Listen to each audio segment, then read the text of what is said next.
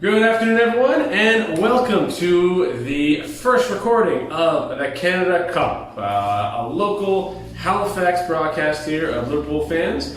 We have evolved from the You'll Never Ice Alone podcast, and we've stepped up our digs a little bit here. We're now all in the same room, and we get to enjoy this because Nova Scotia has done pretty good on their COVID response and such, so we are abiding by all appropriate regulations, and we're very pleased to be together here to discuss all things Liverpool, Premier League, as well as some Canadian content coming in the near future.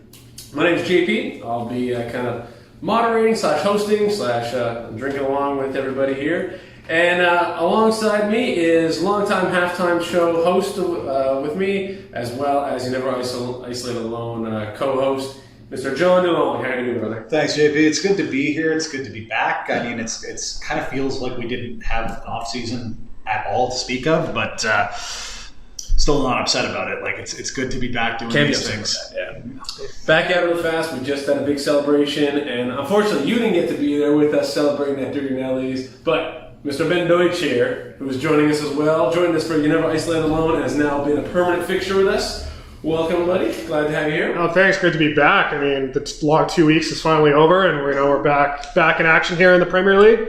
I was there at the celebration at Dirty Nelly's. For those of you listening who could be there, definitely was a good time. It was so good, in fact, that I have to have done Sober September just to dry myself out. So while these two fine gentlemen are drinking some fine Propeller products, I'm drinking some lime-flavored water. So if you've been a constant viewer of You'll Never Isolate Alone, you'll know things get off the rails a little bit. I'm going to be behaving myself, at least until October 1st. Well, behaving yourself is over.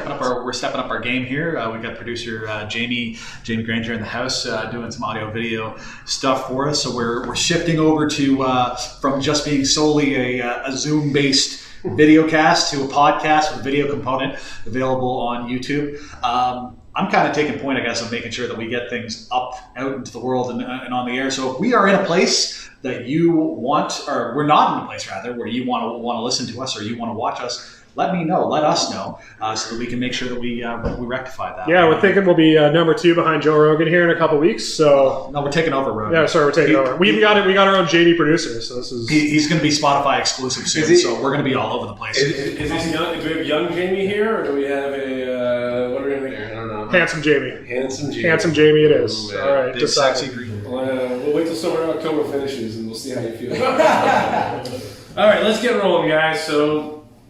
League just started. As of right now, we're recording on Monday, so the weekend's done. Chelsea just finished, I believe, the final 3-1. Yeah, 3-1 result for Chelsea there. So congrats to them. You spent a couple $100 million, whatever. They beat what? A promoted team?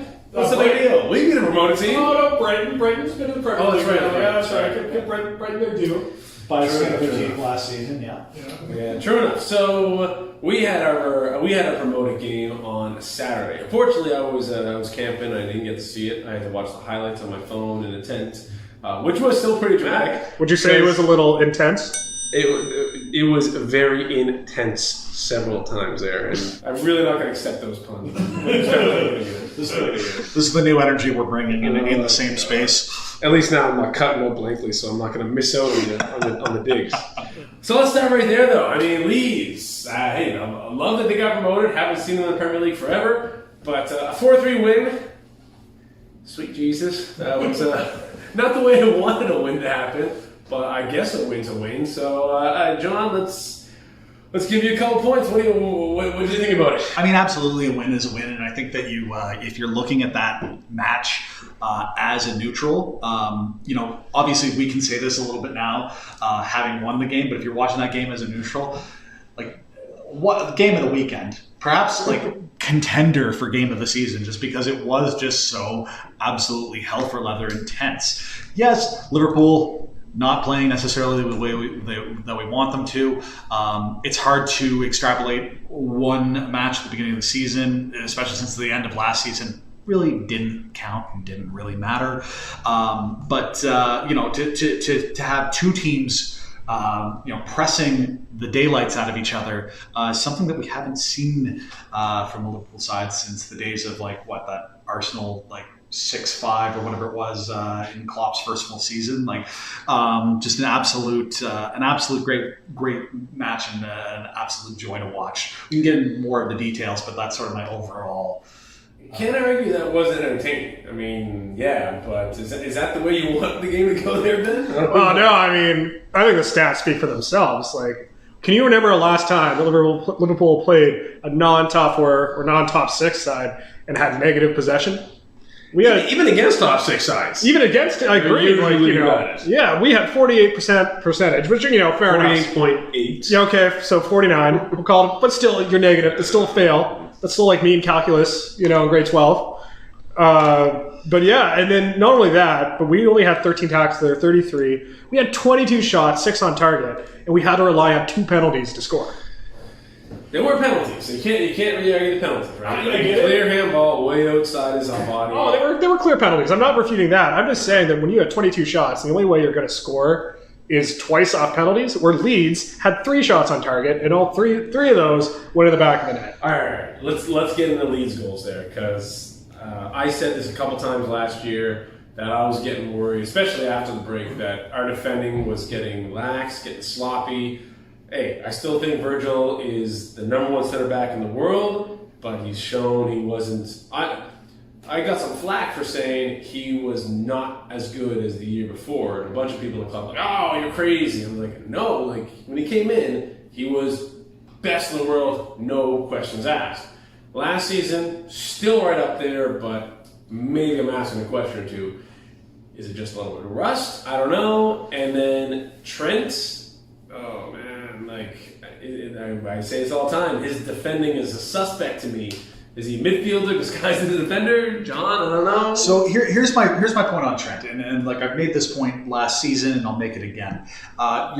Yes, part of Trent's job is to defend, but it is not his number 1 job. Don't disagree. Even though he's coming from a right back, he's a full back. That is a defender position. It's not really his number one job. Realistically, Trent is Albi Moreno, but he's able to put in a cross that actually goes somewhere, and he's able to actually get back from time to time.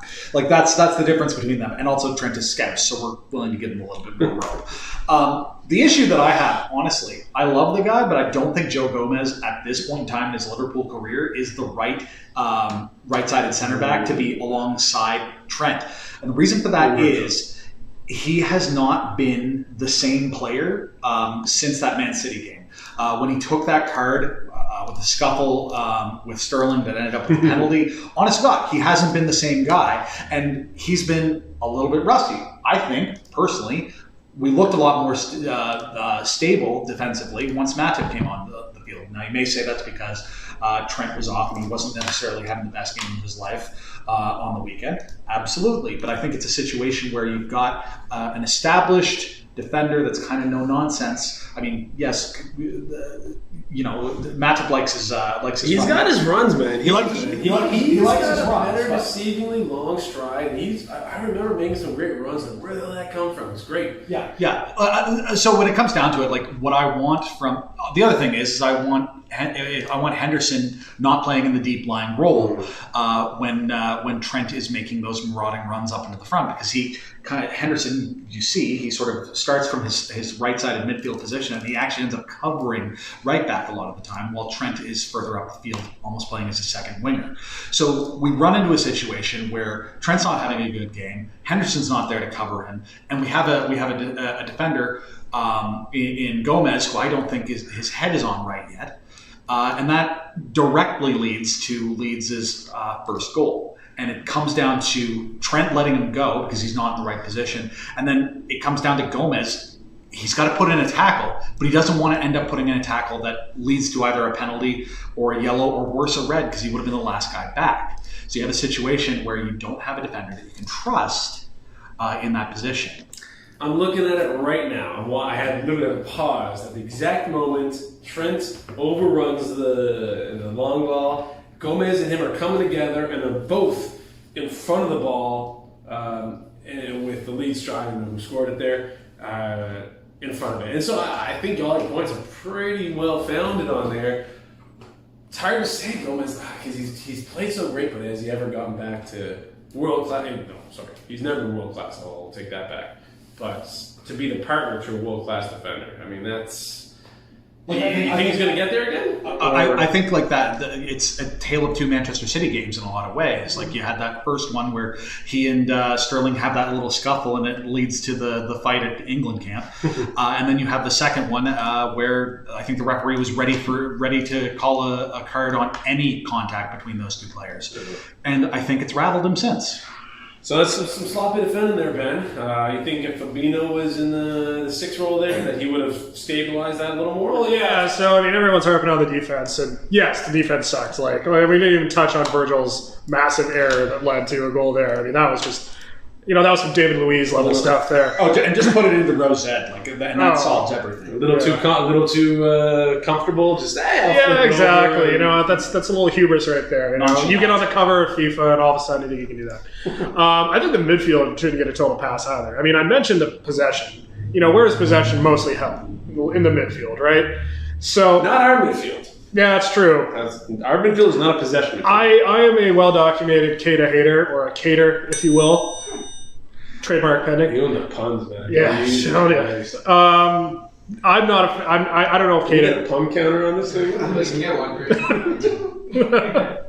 I think. I know Keita is. I think he is due for a breakout season. I still haven't seen it yet. I still don't see anything that kind of says it might.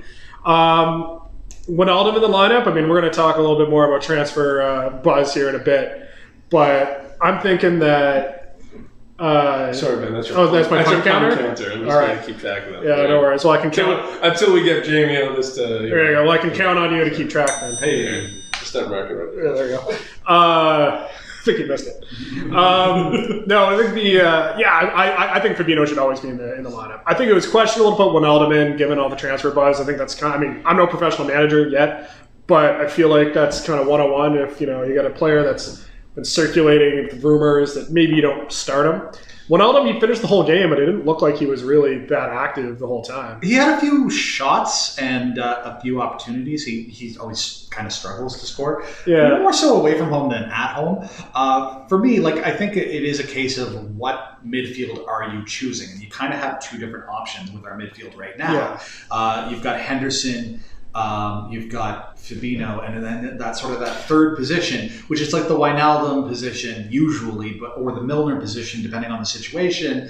Honestly, for me, I would have put Keita in place of Wijnaldum. Yeah. Because you kind of want Keita there as another attacking force. Now, by the same token, sorry to interrupt, but I kind of would have maybe even not started Keita, even though I think he had the best game of anybody in our midfield, and I would have started maybe a Milner or a Fabinho, because you kind of want to have the workman sort of defensive, more minded midfield against teams that are going to press like Leeds are going to press. Yeah, I think going forward, because our defense being shaky, that isn't a new thing. I mean, I could argue our defense has been pretty much not itself since the restart happened. I mean, that's a whole other discussion. But I think going forward, when you got Fabinho in the lineup, that's just an added layer of defense in midfield that I think we desperately need right now. So I would hope going forward we see Fabinho in the starting lineup.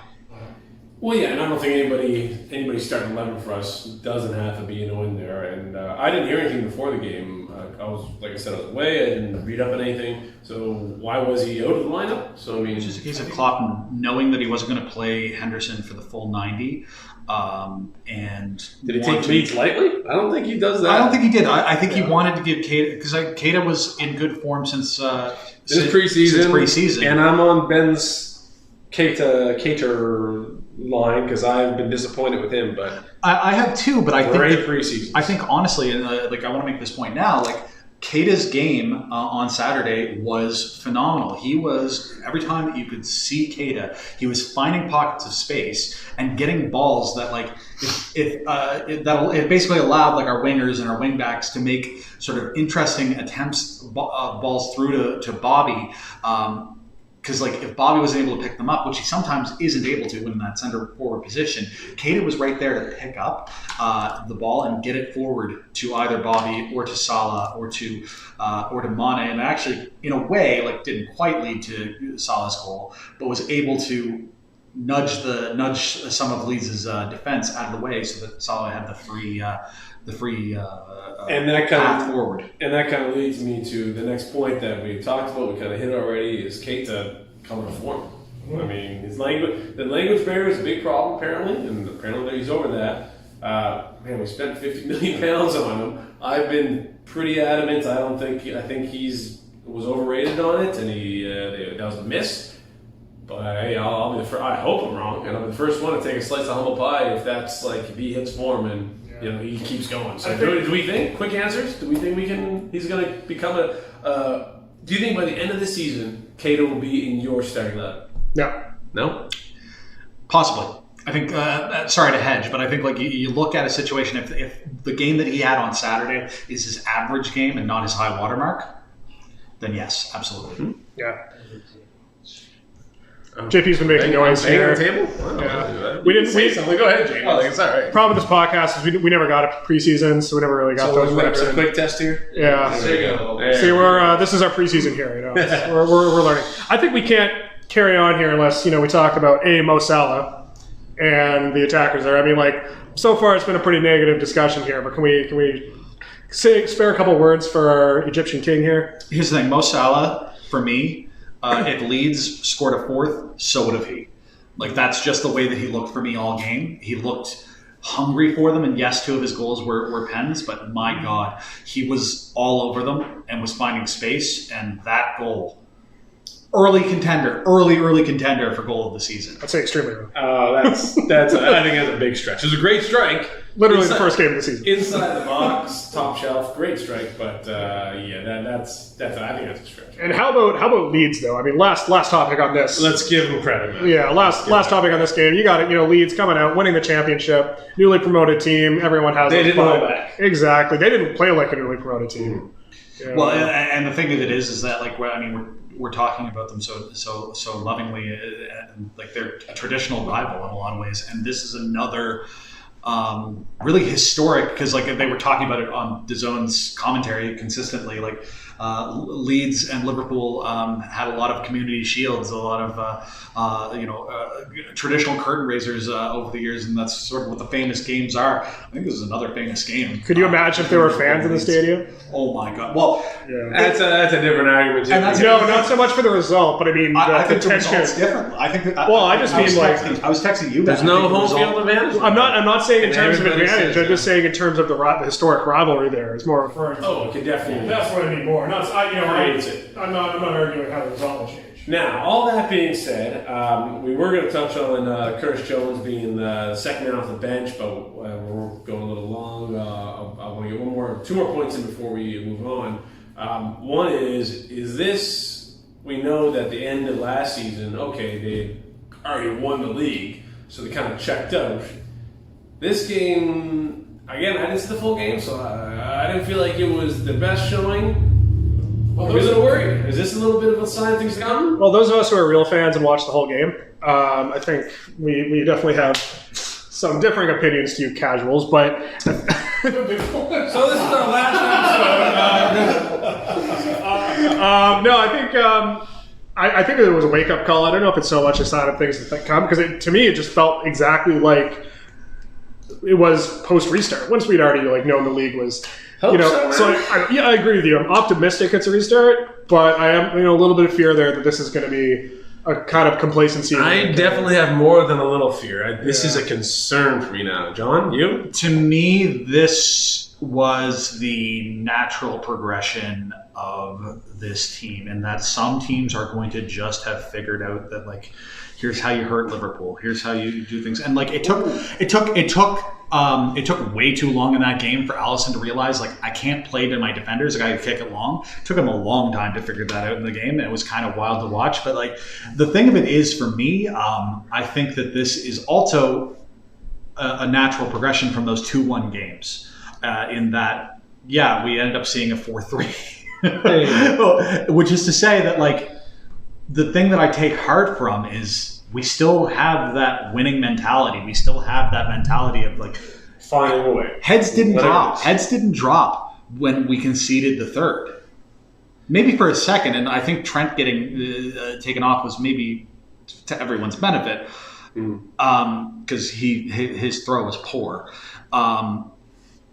Heads didn't drop, and that, like I said, like it came from a penalty. Yes, absolutely, but it came from a penalty from a clear scoring opportunity through Fabinho. Yeah. So I think that is showing the real make of champions is that they keep on going.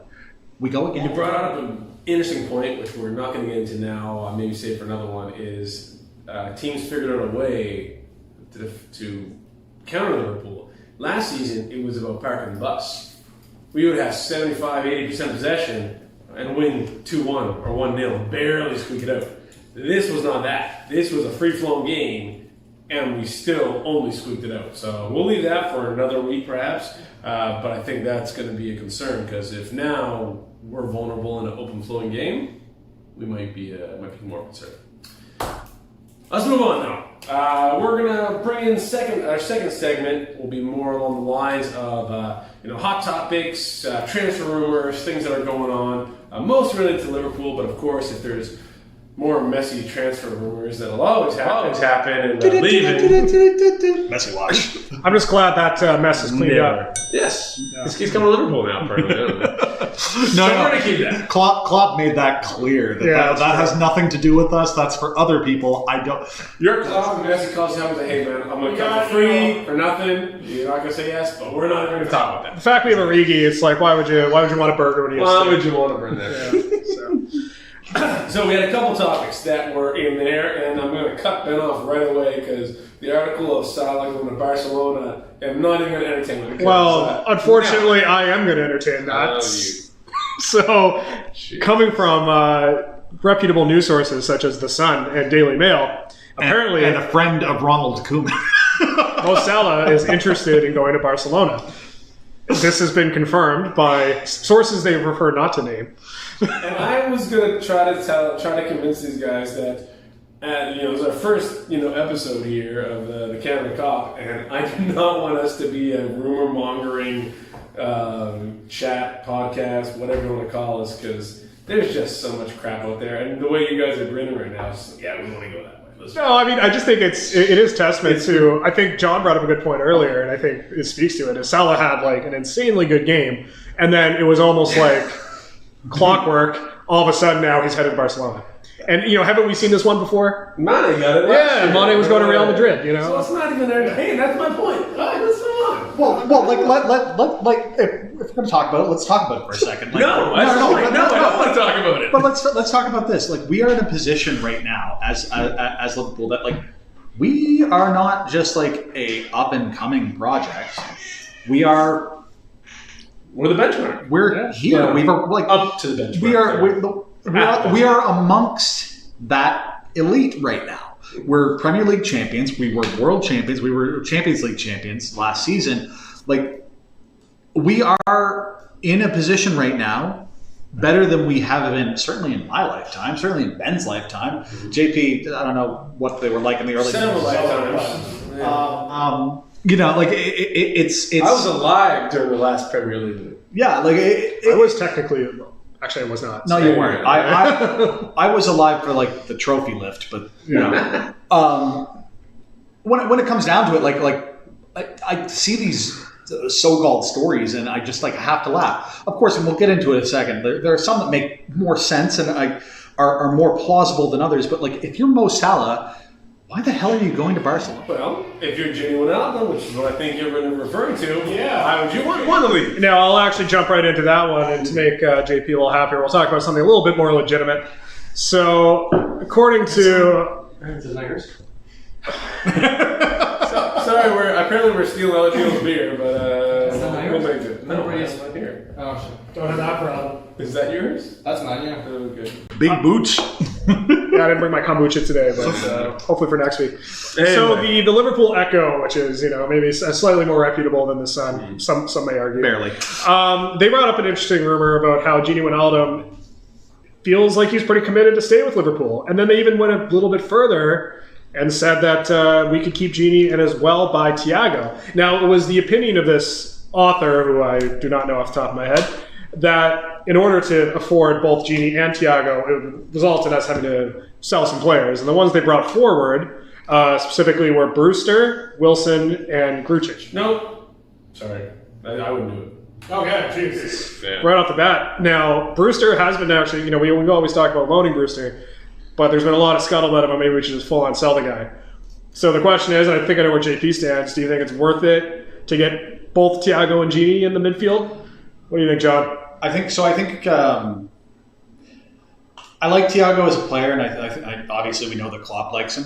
I like Gini a lot as a player, and he's a huge reason as to why we're Premier League champions, and a huge reason why we won the Champions League last year or the year before, I guess. There are certain lines I think at this point that we don't necessarily want to cross, and I think selling a player like Ryan Brewster is not it. Especially, because we're getting, in order to get a second 29-year-old midfielder. Yeah, and there are agents' fees, and if he's coming for 30 mil, that's fine. But he's coming from an elite European side in Bayern Munich. What are his wages going to look like? Are they going to fit into Liverpool's wage structure, which is a big deal, especially given that we've spent a lot of the money, a lot of the money that a lot of people wish that we had spent on transfers were spent on keeping our current squad together in a lot of ways. I think if I have the option to have Thiago, I would like him, but I don't know if I'm selling a player that if he doesn't come 100% good for Liverpool, he can still attract a reasonable fee, and then we could still slap on a sell on or a buyback clause next season if he does end up coming good. I don't know. The problem for Thiago, and I'm not breaking any new stories here, is that he doesn't fit Klopp's system right now. If we're playing the Gengen press and the way they're playing, Thiago's amazing. He's got the creativity, the long passes. He can do things our midfielders can't. But our midfielders are doing things he's not going to do. He's not going to be a box-to-box, tackling, distributing midfielder like Gini or Hendo. And that's who we need based on this system. Now, if Klopp's looking to make the switch and change the structure of the team, hey, I'm all for that. And that could definitely be a good possibility. But I think with Brewster making some great progress last year at Swansea and having apparently an amazing camp, an amazing training session, that I was a bit surprised he wasn't in the lineup. And I thought he was going to try to get some time in there to see if he could carry this over. But the fact that he wasn't in the lineup makes me think they're pushing another loan spell. Now, just to throw more cold water on some of these rumors and such, and as reputable as Liverpool Echo is, I just pulled it up here, and apparently, open to Liverpool move, Kylian Mbappe is now still in a couple days. So come on, I also saw that today. please, I don't unless. Well, JP, Mbappe coming to Liverpool is not a matter of if, but when. Hashtag Mbappe 20. So we know that. Mbappe 2020. So it's just going to be him and Origi up front for you? Yeah, it's what an lethal do. That's the most lethal duo in the world. I mean, that is when we sell Salah to Barca. Because what's the point? I'm never gonna argue that the drop off from our front three to our backup front three. And I mean, when I make up a lineup, who's your secondary line? Secondary front three: Origi, Minamino, and Ox probably. That's a pretty big drop off. Yeah, Which one of those? Minamino had a great training camp, great season too. Yeah, Origi, man, okay. Love him, but we know. And Ox, he's got his moments, but he's not a winger. He's not a winger. He's not a winner, or is he not a winger? Winger. Okay. You want him in the midfield? What do you want? Yeah, I want him in the midfield. I don't want him playing on the wing because he's not. I can he's not see naturally that. there. Do you think he's worn off all the arsenal yet? Is that the problem? No, he's injured again. A couple clearly of not. injuries will get that off him there. Yeah. So nonetheless, I want us to get away from all these crazy ass transfer rumors because Salah going to Barca ain't gonna happen. Gini, I want him to stay. It's a good structure here. But I guess it's the contract negotiations, which I know nothing about and everything. And that becomes a problem, then okay. I'm willing to put down a bit of a marker right now. I think that Gini Wijnaldum stays to the end of his contract, but I think this is his last year at Liverpool. Do you think we'd let him leave on a free when we could potentially profit, though? I don't think that an actual offer that's going to be worthwhile to the club because the thing that I've seen mooted is 15 mil. I'm 15. sorry. Oh, Jorginho Wijnaldum is 15? worth more than 15 million. 20 at least, and that's that's a hard at least. That is very low too. So No, he is one of the unsung heroes of Liverpool over the past couple of years. That He 4-0 does win against everything. Barca. Everyone talks about the Origi and the corner taken quickly, but Gini got 2. And even forget that because he's not a goal scorer. That's not what we're expecting to do. Something He's to have there. to. There you go. So he's there, and he does so much for a team. But I also wonder, will he fit well with other teams? Because he fits in this system very well. That's the other thing. Well, he's technically sound players. With the Netherlands. He does very well with the Netherlands. And I think that's the only reason that he would go to Barcelona right now is the Koeman connection there. Him and Burge, Messi swap. But if I'm Mo Salah's agent and Barcelona comes knocking, even if they're offering a ridiculous wage, it's just like, but do you want to go there and not win another Champions League? Yeah. Like it's an absolute. I can say this as a Liverpool fan who has seen an absolute show. It's an absolute show there right now, and it's not getting any better anytime soon. Hey, John, would you say the situation's a little messy over there? It very much is. Ding! I actually don't even want to give you one there because that's been said so many times. That's true, yeah. That's terrible. But it goes on. I should write for The Athletic, you think. Now, that being said, let's touch on Thiago. Do we actually think it's going to happen? Thiago, watch. Do we actually think we're going to get him? I can see Not that. do you want him? Do you Yeah, think it's no, I gonna understand. happen? With this transfer window also. I don't think... I'm starting to become more and more on the camp that it could happen in January. Maybe just similar to the Virgil thing. Yeah, and then it's one of those screwed things up where... the offer or something. Yeah, and you got to monitor as well the situation in Bayern Munich. You know, like, do they want to let him go necessarily? I know Man United's in the hunt as well for him, but Man United's about to shore up Gareth Bale, so I don't know why would you bother. But Bayern's asking too much as it stands Give him now. like a gossip column. There you go, yeah. Now. Jesus. TMZ over here. That's enough Bale watch. That's enough for your dudes. No, but You were asking for a theme song. there you go. I don't know. Bayern Munich, they're asking for 30 mil for Thiago. Is it worth it? I don't know. They I might. think the price is fine. But I'm thinking they might temper their price come January. Oh, absolutely, they would have to because we could just agree I don't think to. it's the price though. So here's. I think it is. I think a lot of it is the price. Here's where. Anyway, sorry, now I asked a quick answer, so Yeah, let's cut us back here a bit. John, do you think we're getting Thiago this transfer window? No, because I think that the club is not going to spend money like that right now. All right, so let's leave it there. And on that same topic of is the club going to spend money? Do you think we need to? I mean, we had a win, but we squeaked it out, and we signed, my countrymate, Konstantinos Tsimikas. Is that how we pronounce it? Tsimikas. I purposely did not send you guys any messages because I was hoping to see how you guys would try to pronounce it. I said Simikas. That was what I was. Tsimikas. Tzatziki. That's good stuff too. I was just going with Scouse Zeus. Yeah, I can get on board with that. Now, I've watched him a bit. I know a little bit about him before this, but I'm definitely not an expert on him. After watching the clips and highlights, he's like a poor man's Andy Robinson. Like, he plays like him, he runs like him, he's aggressive, he's hard. I love it. I think it's a great signing. 10 million, back up that left back. And I've been saying all last season before, we need a cover for him, for Robbo. We're not discussing that one. Do we need something bigger? Do you think for us to compete this year, we need a proper big sign? Ben, let's go. I think we do, but I don't think we will. And that's kind of my. I honestly think we should because you look at our competition, what they've done. The only side that hasn't really gone all out is, weirdly enough, Man City. But Man City, I would almost argue that Still in the hunt for Koulibaly. right, they're still in the hunt. I don't know if it's going to happen, and they almost got Messi famously, as we all know. but you look at the Man United, Chelsea. Chelsea, great result today, 3-1. Really just kind of. Deflection goal got them ahead though. So That being said, they've got all their new toys on display.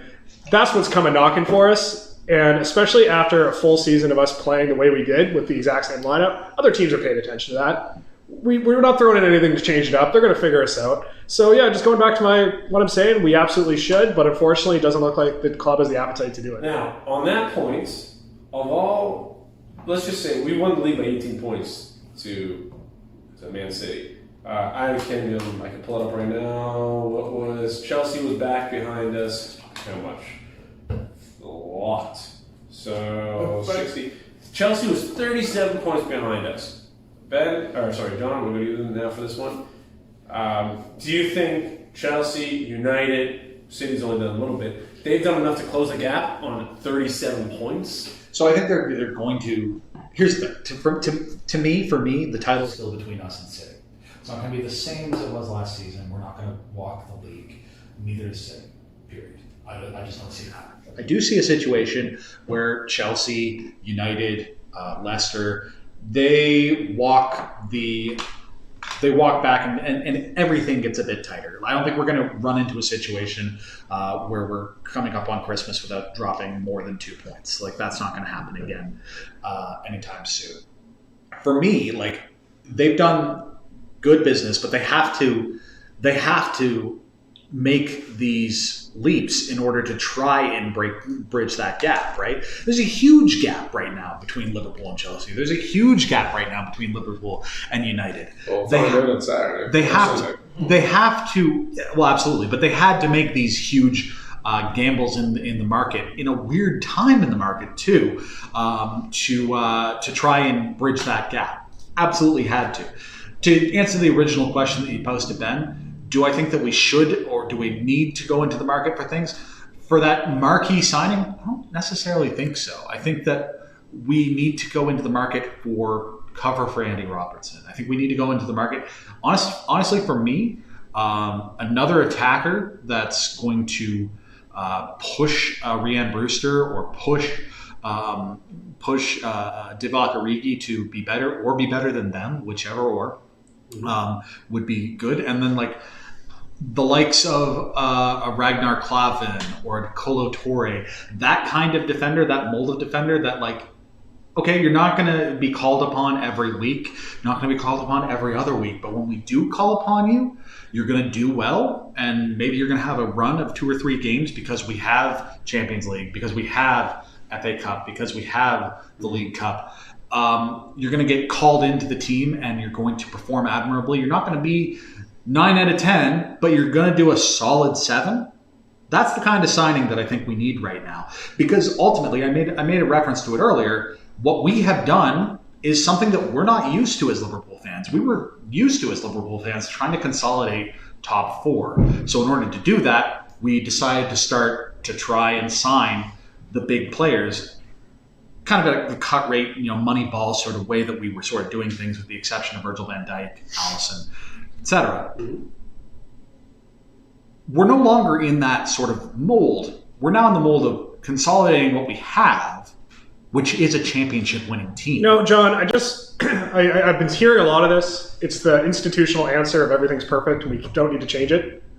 And I think that's a really dangerous mindset to kind of set into, because I think, yeah, we had a phenomenal year, and I don't think anyone's refuting that. But it seems to be the corporate answer is like, why would we ever need transfers? Our team is perfect. We have all perfect players. There's always room to improve, and I think we should always be striving for that. Absolutely, we should be. But I think that the way that you improve right now is not by trying to sign a replacement for, let's say, Gini Wijnaldum. Like, yes, absolutely, sign a replacement for Gini Wijnaldum if we're not going to have Gini Wijnaldum anymore. But if we're going to maintain having a replacement for Gini Wijnaldum, I want the next Gini Wijnaldum. My counter to that, the next Jordan Henderson. Yeah, but the next Fabinho. The issue right now, and we saw it during the post restart matches, is our bench is just often just not good enough to make the cut. Once you lose one of the typical starting 11s, things start to fall apart. Where teams like City don't have that issue because they have such a robust bench, and we're not striving for that. We're putting too much weight on young players who just aren't at that level yet. So I really think that we can't just be confident. Now I'm going to jump on the young player thing because they have to get there at some point. And is Curtis Jones there? Is Harvey Elliott there? Maybe, maybe not. The only way to find out is to put him in there. Is Brewster there? You got to put him in to find out. So I can see your point. I know where you're getting at. It costs the games though, and that's very valid, and I'm not disagreeing with that. And it's resting your laurels, I think, is it's a recipe for disaster. But I think Klopp and Michael Edwards and Pep Linders and all these guys have earned the benefit of the doubt to say that the team we had last year won clearly the best team over the course of the season. We've got more guys coming up, and hopefully we got the next Andy Robertson for £8 million that we picked up, and he's going to step right in the lineup next time, or whatever the case is. My biggest concern is, I don't want to say it wasn't a fluke that we won the league last year, but I do think it was a bit of a perfect storm at times where we dominated. But remember, we also won a lot of games in the last minutes. 1-goal games, a lot of tight ones. Aside from Allison going out at the very beginning of the season, and we had such tight defending for the most part, didn't really affect us. City dominated teams, shellacked them 5-6-0. And then they lose to Norwich. And then they lose those games. Yeah. I could definitely see City stepping up and not dropping those games again.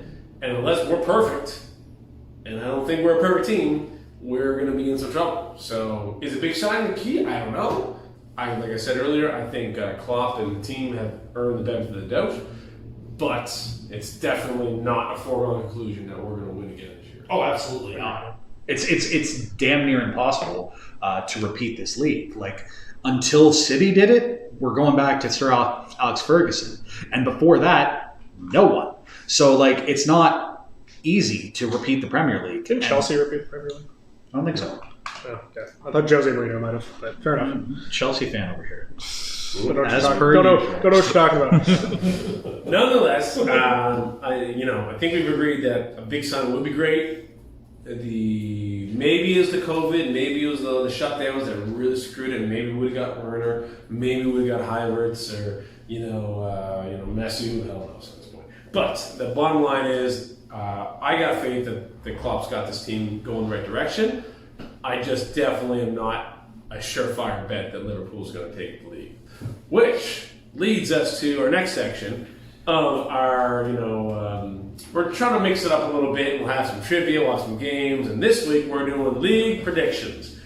Myself and John did it last year with a bunch of people before the COVID shutdown. We had some envelopes, we had a bunch of people do it. We're not going to give you guys our predictions just yet. We're going to discuss each one of them, in brief. And when we're at the pub on Sunday for the game, I'm going to have some sheets set up during Nelly's to give out to all the Liverpool fans. Anybody wants to put down the predictions for top 4, bottom 3, Golden Boot, most clean sheets, LFC Player of the Season, Player of the Year, and we got to discuss, do we want the PFA player or the PWA? Yeah, it's a tough one. Well, that's kind of why I went We'll with get to that in a LFC second. Player of the Season, was that it's Yeah, chosen and it's announced. But you get to it. Anyway, first manager sacked, and then LFC Breakout Player of the Year, which was a great debate last year. Yeah, we'll get to it. Don't worry. And then John threw out this one: points between Liverpool and Everton. I like that one. That's gonna be a good over/under bet. I think it's a good discussion point as well. 'Cause Definitely good Everton movement. wasn't quiet during the offseason. That's Hey, great. James, man, I like him, and Everton, Tottenham. Man, I mean, I love seeing Rain lose. It's just nice to him not to have or try to make up excuses, I should say. Captain Deflecto, whatever the hell If you call anyone it. else has watched the All or Nothing series on Tottenham Hotspur, then you're going to join me in your collective love of Jose Mourinho. Your baptism into the Church of Jose. I mean, I haven't seen it yet, so I have nothing to say. So we're going to touch base on all those right now. We won't give you our pitch predictions because we're going to write them down, put them in an envelope, and put them at the end of the year. Fortunately, some of the things like Golden Boots might be skewed already with Mo Salah's hat-trick, but we'll see what happens. But let's start at the top. Top 4. We got our regular suspects: Liverpool, City, United, Chelsea, Arsenal. Wolves moving in I there. don't know if Arsenal's a regular. I don't know if Arsenal. Arsenal's a regular subject, but a suspect. Okay. Back in my day, Yeah, I was going to say. Arsenal was definitely up there for me. Yeah. So, any discussion points on this, boys? I mean, No, I think I'll put it this way: anybody, because we're not going to give our predictions. yeah. I want to know 2 things. One, do you think you have a clear winner? Like in your head, I definitely think somebody's going to win, and you can. I'll let you say who it is if you want. And is there anybody you think might sneak in to the top 4? Well, I think my clear winner, if I were to bet, being the degenerate gambler that I am, if I were to bet a lot of money, I'd bet it on City winning the league. As John talks about, and I'm in full agreement. It's very hard to repeat as Premier League champions, and based off everything I've seen in the offseason, How many subscribers did we just lose? Oh wait, we don't have any. There you go. As many as We're good. Ben's funds. So many. Not too many yet. Not too many yet. All right. We're working our way. well, the city situation is that I'm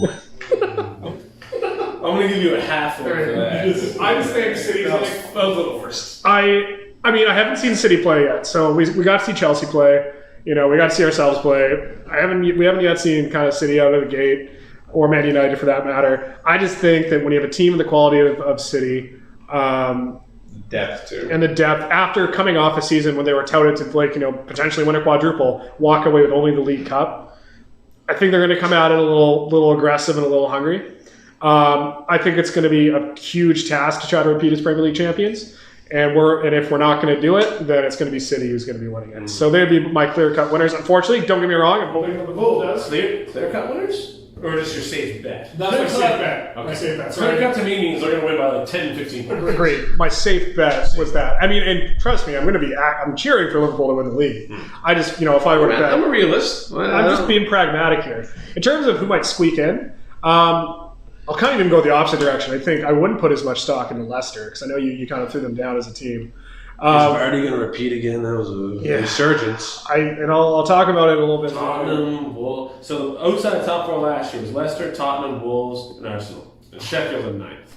I think if Wolves can keep their squad together, because there's if they can kind of ward off some Don't sell Traore. Traore, Jimenez, to Liverpool. Yeah, Jimenez, Jota, and if they can keep those guys together and they can kind of carry on that momentum, they could be a surprise top four. I would love to see Wolves get a top four. I'd love to see the Champions League. I think that would That'd just be be fantastic. something else. John, who do you got there? You got a clear winner, or you think it's a toss up? Or actually, those are two options. Sorry, was it a toss up or a quick cut?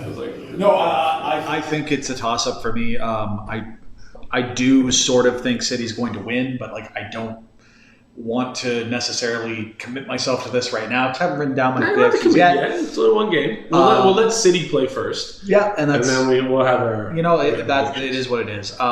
In terms of people to watch, God knows, man. Sheffield had a hell of a season last year, and that's Dean Henderson's gone though. Yeah, True, but he was fantastic. I don't think it was a difference between them being relegated and coming up 9, but he. Was great. Yeah, but them honestly, I do think I think Leicester are going to be a team to watch. I don't know if they're going to necessarily improve off of last season, but the thing of it is, look at Leicester last season. If you take their title-winning season out as a complete aberration, they finished 5th last year. Yeah. Hot damn, that's amazing. I could be wrong here. I guess I could look it up, but I'm pretty sure they actually had more wins this past season than they did in their title-winning season. That's entirely possible. Yeah, Because that sounds like something I And read that's one of those the things that Athletic. speaks to the rest of the competition. And that was a big deal in 2016. Because I don't see Liverpool and City dropping games. Last year, we lost 3 games and they're all in the tail end of the season, or one sort of before that. Yeah. And City lost 9. I'd be shocked if that happens again. Yeah. So I think it's going to be another 90, at least a 95, 96 point winner this year. Liverpool at 99 last year. Yeah. I think it'll be a clear winner, in the 90s, but I wouldn't be surprised if Liverpool and City both in the 90s, which would be pretty incredible. Yeah, Leicester won 20 or had 23 wins in 2016, and then in 2020, I'm just pulling it up here, but I think they actually had more, which is When they won the season, they had 23 wins. 23 wins. Yeah. So that's Well, actually, no, I stand corrected. They had 18 wins this past competition, so fair enough. They did better in 2016. Yeah. But, yeah. 5 wins of them. Shake it. You got a dark horse there, John, that could sneak in the top 4? Wolves. Wolves. It's a boring answer, but it's Wolves. I would love to see them get in there. I'm trying to think any of the dark horses. I mean, Crystal Palace, got their Mishi Batshuayi now. man, Gary Cahill. Can Leeds go from championship to Champions League? Wouldn't that be something, It was a great watch, but I mean, Tottenham I think is going to struggle again this year. Leicester might get. Honestly, I would not be surprised if our top 4 is the same. With Liverpool, City, United, and Chelsea all jumping in again. Arsenal, I don't see them making any big strides. They have improved quite a bit. I don't think you can. They're no longer having a bad evening. Not a bad evening. That's true. I think they're going to be. I think they're consistently better, but no, I can't see them getting the top 4. Kind of sucks. I was hoping we might have a proper dark horse, but I have a tough time calling there. What about relegation? I mean, where are we at with the relegation choices there, boys? Anybody in particular? I think a team to kind of watch or to bet on to get relegated here might be Aston Villa, because they narrowly escaped it last year. Yes, they didn't really do much this offseason. And I think Jack Grealish, if he doesn't go in the next couple weeks, I'm surprised he's still there. I thought somebody would have poached him. I think in January, when clubs start looking at their own team, see how can we improve attacking, and I think Jack Grealish is an easy fix. So Also homegrown, yeah, that's huge. I think Grealish is going to stay at Aston Villa as long as they're in the Prem. Honestly, I disagree with you, but fair enough. Well, he's homegrown boy and all that sort of stuff. I think that's a big draw for him. Honestly, like for me, it's an easy pick, and you always kind of want to pick somebody who just Hammers? came up. No, well, I mean, the This Hammers, could finally be the year. but I'm willing to see them. Hey, sorry, go ahead. I think Fulham's going to struggle. Ooh. They did the last time they were up. I don't think they're going to repeat all of the mistakes of last time, but they're going to struggle this year, and we saw it against Arsenal, which, I mean, Arsenal's an improved Arsenal they saw from last year already, and you can see that. You can see that in the Community Shield. But FA Cup as well, yeah. FA Cup as well. Like they're improved from last season, but like Fulham didn't really ask too many questions. Yeah, and for me, I mean, I had a 3 in mind. I had a bit of a tough time trying to think of who my 3 would be, but the Hammers always seem to find a way to just squeak it out and just get there. I think this is the year they collapse. I think it's going to implode, and they're just going to go nuts. The fan base is going to call for blood every which way, and I think it's going to be a rough year for West Ham, which leads us to a bunch of other ones, but it kind of leads into first manager sacked. And I was trying to think of them because I think Leeds is like none of the the promoted teams are going to get sacked because they all are brand new in. They've done well, had some good opportunity, so I think they're all going to do well. And the only manager I can think of that I think would actually get sacked is going to be Moyes from West Ham. I feel like he goes back and forth, and I'm just like, you know what? His contract's up, I think, like next year anyway, and I think they're going to struggle. They might do something stupid just to figure it out. But I had a hard time because so many of the teams, even the teams that struggled last year, they're relatively new managers, and Hodgson was my easy pick last year, but he squeaked it out, and Palace showed some form, so maybe they keep it together. Can I offer a bit of a hot take here on who I think is going to get sacked first? Please do. Brendan Rodgers. Oh, and hear me out on this one. So Brendan Rodgers, Leicester last year was great, but people kind of forget that prior to the stoppage in March, and even a little bit before that, they were in second, and they were looking like they were going to finish second. And then they progressively got worse and worse, and they ended up finishing 5th. Couldn't even get a Champions League spot. But it felt like that was an all but sure thing. Brendan Rodgers, when he managed Liverpool, stop me if you've heard this one before. Everyone's far and away favorite to win the Premier League until he did. Now, Leicester, when they won the Premier League in 2016, they sacked their manager the following year after they, were mid-table. So there's a bit of a precedent to do that. And I think Leicester is not, in my personal opinion, not going to have nearly as good of a year as last year, or this year as they did last year. And I think Brendan Rodgers is going to be the one to pay for that. I'm pretty sure I said something to that effect last year, one of our Invite Stone podcasts, where I was like, he choked with Liverpool. He can't finish. And he's not a finisher. Not a finisher. So maybe midway through, they're just like, you know what, screw it. Right. Get out. And especially if Vardy doesn't perform sick. Wouldn't be surprised at all. Yeah. That's John, interesting. any hot takes or anything there? I'm just looking at some odds right now based on Paddy Power. No free ads. Give us some money, whoever. Paddy Power sponsorship. Patrick Power.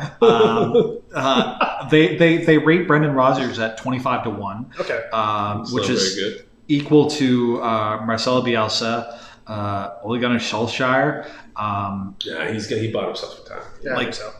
Chris Wilder has longer odds. Carlo Ancelotti has longer odds. Yeah, he just sat there. Klopp obviously is the Klopp and Pep? Klopp and Pep are like actually Pep is. No, I would say Pep is actually showing at 20 to 1. I would say Pep wouldn't. He's not that he would be. It was not my bet, but Klopp's way more secure. I would say Pep's definitely on a bit of a hot seat.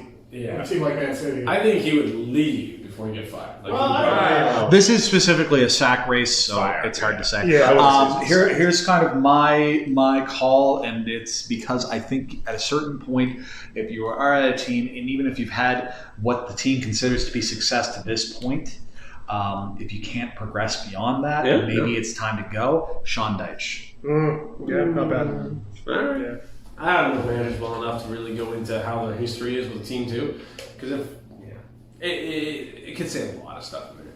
Now we're already running long on this segment, so I'm going to run through a couple. I'm just going to bring up the opponent, and I'm going to give you guys like 2 names, maybe a third on each one here. So Golden Boot, Ben. Well, Sal's For 114 goals for there we go. So yeah, he's got it. If not him, I'm thinking of Aubameyang. Aubameyang. Okay. Anybody else? No.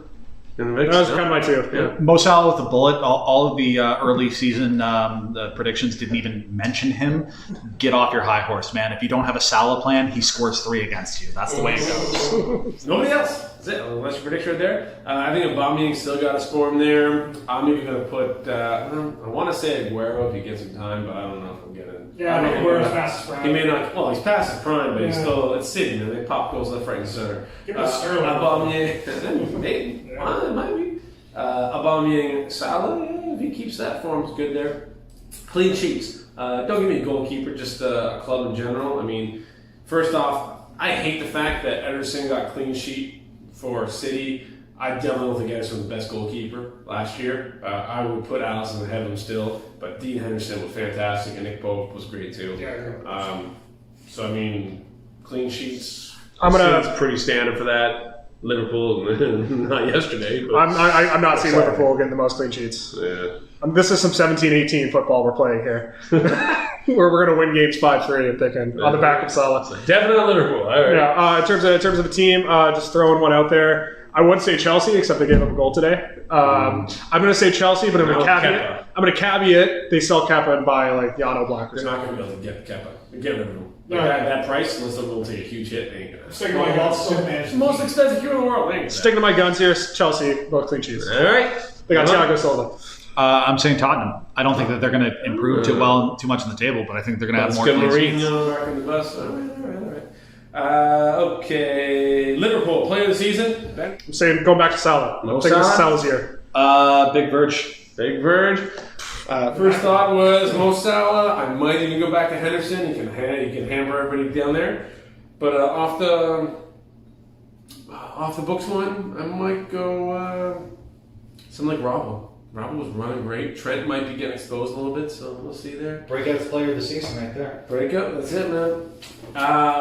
Player of the year. Now, do we want to go professional writers or footballers? So I had said Liverpool player of the season simply because that one gets announced by the end of the season, and that we have an answer But to. we should do a league player of the season too. Do we want to go and decide which one we want to do, like writers or? I've heard mixed reviews on both. The PWA, the writers, apparently is a little more like all-around person. That's why Hendo got it. Like he does all kinds of great stuff off the pitch too. Great leader, this and that. Where if you want just the most skilled person, you can't argue the point. Like he's just incredible. Yeah. So easy sell there. I would say Kevin De Bruyne would be easily could win both awards again pretty easily. I'm thinking it depends. We could see a Mo Salah situation with one of Chelsea's new guys here. You know, I think we gotta wait out here and see kind of what Werner and those guys do because Chelsea won, or excuse me, Mo Salah won first year with Liverpool. You know, because he just had an. But he was one of the only big, not even a big signing then. Yeah. They got so many people in there. I think Chelsea's gonna have a hard time. We'll finding the balance. We'll quickly touch on that as we do a preview for that. For next For sure. week. John, player of the year, somewhere there? PWPF, doesn't matter. I'm gonna throw out shout for Sadio Mane just because I picked him for my fantasy team over Salah. Just willing in there. Yeah. Points between Liverpool and Everton. John, we'll give you this one first. I mean, I don't want to put a number to it quite yet, but it's going to be many, several. What's the update, JP? Good time now. Depends up to 5 points. Last year the spread was 50. 99. 50 points. 2-4. Wow. Yeah. So, I think it closed the gap. Oh, absolutely. I mean, like, they would have to struggle to not. So 50, I'm going to give you the over-under at 30. I'm saying 22 points. 22 points, so you're going the under? I'll go over. Going over. Definitely taking the Not under. enough there. Okay. I think Everton's done a lot to improve in the offseason. We got to give them some credit. I think Shalani might have got his hooks in now. I think they might have an interesting season. I don't really want that, but, interesting to make some more rivalries again. Breakout player for LFC. Ben? Oh, I didn't even think of this one. Mo Salah? Yeah. That new signing, Mo Salah. You know what? Just gonna. And hold on, let me preface this. Someone who exceeds every expectation See, I don't think that Mo- we might have. I don't think Mo Salah you really could. No, that's the thing. He's got to score 50 goals. Exactly. I'm gonna say Curtis Jones. Bit of a cop out, but I'm gonna go for that. You know That's what? not a cop out. That's legit. You know what? For me, if we're going with that, Rhian Brewster. With us or somebody else? I mean, it's a Liverpool player. That's what I'm saying. Okay, throw in a flag on that one. If he's not playing for Liverpool, can you really call him? That's okay. Listen, Man. this is not. If This he- is but this remember, is not my sealed. This is not my sealed prediction. I'm just fair throwing that. enough. he scored what?